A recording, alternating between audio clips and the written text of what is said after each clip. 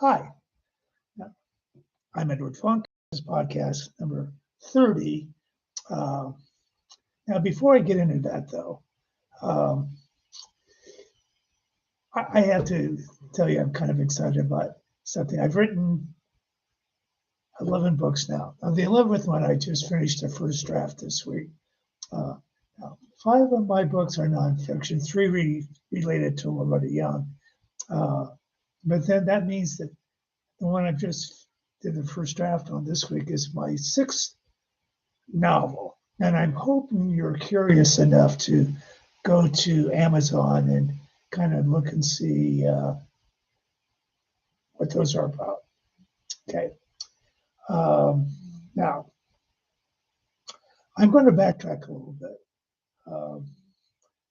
Towards the end of, I think it was podcast 28, I shared 2 anecdotes at the rededication of the hospital connected with the motion picture retirement home in Woodland Hills. Loretta had garnered a lot of attention by wearing a black outfit, knowing that all the other women would be wearing white because it was a hot day. Now, her outfit included a black hat, and not just any black hat, but a huge black hat. I was also closed on that podcast with an account that when we returned to Loretta's house, she held out the phone so that I could listen to the message Nancy Reagan left, scolding Loretta for not returning her phone calls. Now, this provoked Loretta to tell me another story that managed to combine another black hat as well as Nancy Reagan.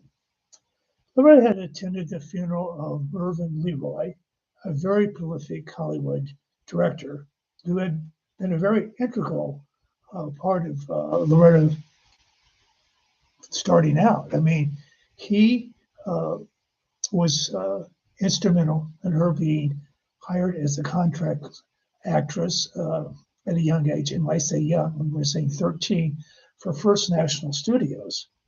Now, Mervyn LeRoy did a lot of famous movies, including he was on the production side of The Wizard of Oz. He directed Little Women, the version that I like the best, with Margaret O'Brien and Elizabeth Taylor and June Allison, Janet Leigh. He also directed the ultimate movie about a bad little girl, The Bad Seed, and the huge hit later in his career, Gypsy, starring Rosalind Russell and Natalie Wood. Now, he did so many noted films that if you're an old film buff, you go back on your own and look it up. I guarantee you'll be impressed. Anyway, LeRoy's funeral, his funeral service received national news coverage, and Loretta was shown wearing a black hat. Now, a few weeks later, she received a call from then First Lady Nancy Reagan. Nancy made small talk about seeing, just small talk, and then she got into that she'd seen Loretta on the news at Mervyn's funeral. Now, Loretta told me at that point she knew where this conversation was going to go. And she was right. Nancy wanted to know who her hat maker was.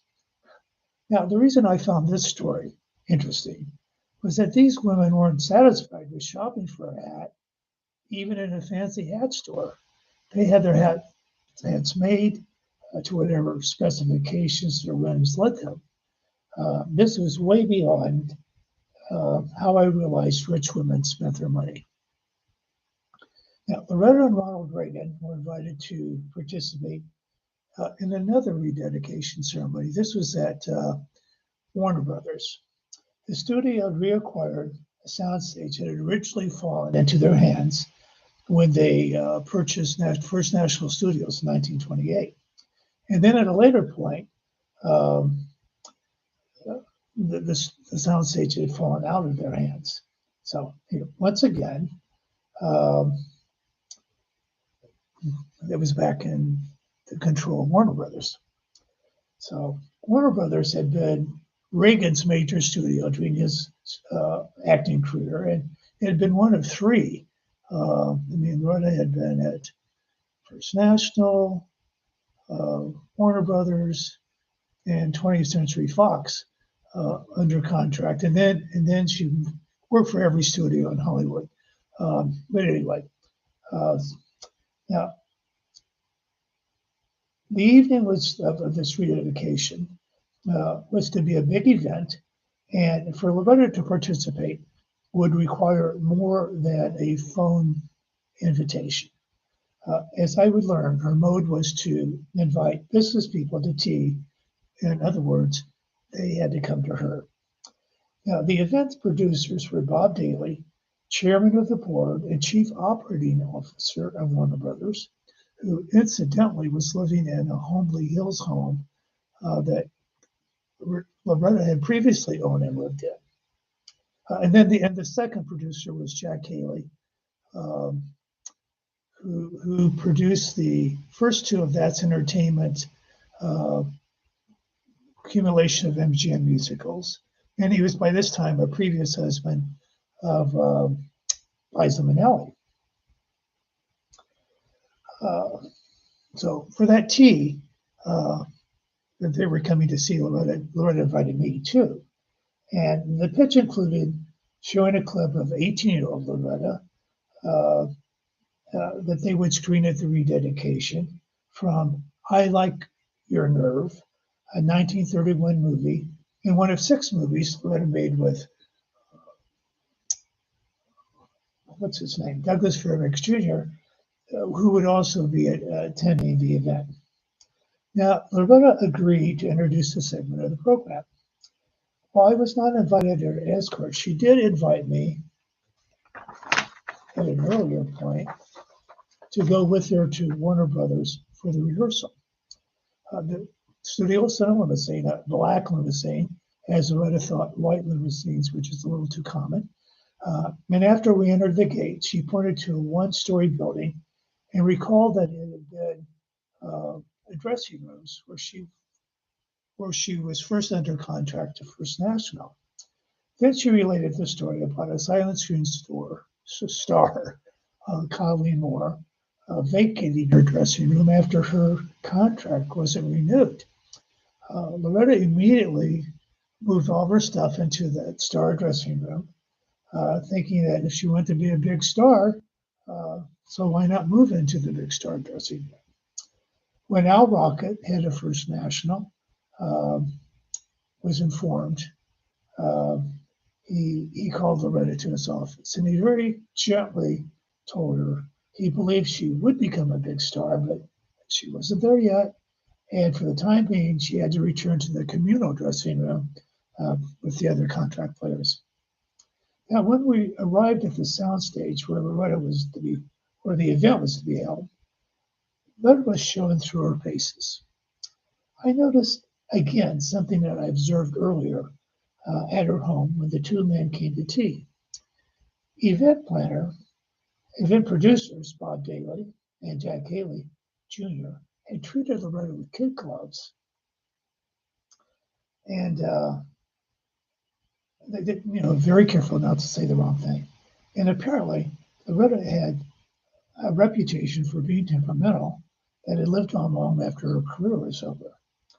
Also, Loretta didn't seem the least bit eager to put these men at ease.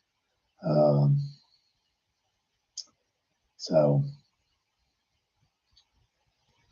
I hadn't seen this side of Loretta before. There was someone took, who was this one? She seemed so different. But as in the months and really the years to come, and I learned more about Loretta's career and the producers she worked for, the studio heads, the directors she worked for, it became pretty clear that they were out to do anything to advance their own needs, and they didn't really matter what would happen to the careers of the people that worked for them.